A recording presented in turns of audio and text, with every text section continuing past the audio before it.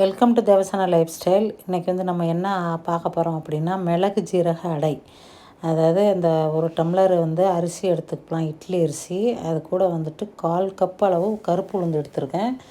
அது அதை வந்து நம்ம ஒரு 3 to 4 ஹவர்ஸ் நல்லா ஊற வச்சுக்கணுங்க. ஊற வச்சுட்டு நம்ம மிக்ஸி ஜாரில் போட்டு நல்லா நம்ம தோசை மாவு பார்த்து குறை குறைன்னு அரைச்சி எடுத்துக்கலாம். இது கூட வந்துட்டு 2 டேபிள் ஸ்பூன் அளவு மிளகு, ஒரு 1.5 டேபிள் ஸ்பூன் அளவு ஜீரகம், அப்புறம் வந்து 1 கப் வந்து துருவிய தேங்காய் போட்டுட்டு கொஞ்சமாக கருவேப்பிலை போட்டுக்கலாம். கருவேப்பிலையில் அயன் சத்து இருக்கிறதுனால அதை போட்டுக்கிறோம். இதை வந்து இது கூட கொஞ்சம் அரிசி போட்டு நம்ம அரைக்கிறதுக்காக இதையும் வந்து தனியாக அரைச்சி எடுத்துக்கலாம்.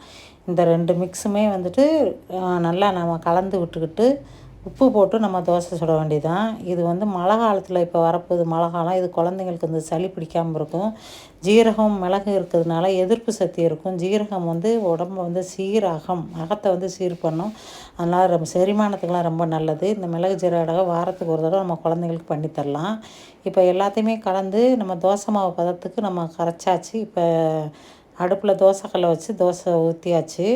இதை வந்து 2 பக்கமும் வந்துட்டு எண்ணெய் ஊற்றி நல்லா நம்ம மொறுன்னு திருப்பி போட்டு எடுத்தோம்னா சூப்பராக இருக்கும். இதுக்கு நம்ம கார சட்னி அரைச்சி சாப்பிட்டோம்னா வேறு லெவலாக இருக்கும். நீங்களும் ட்ரை பண்ணி பாருங்கள். நீங்கள் பண்ணியிருக்கீங்களான்றதை கமெண்ட்டில் சொல்லுங்கள்.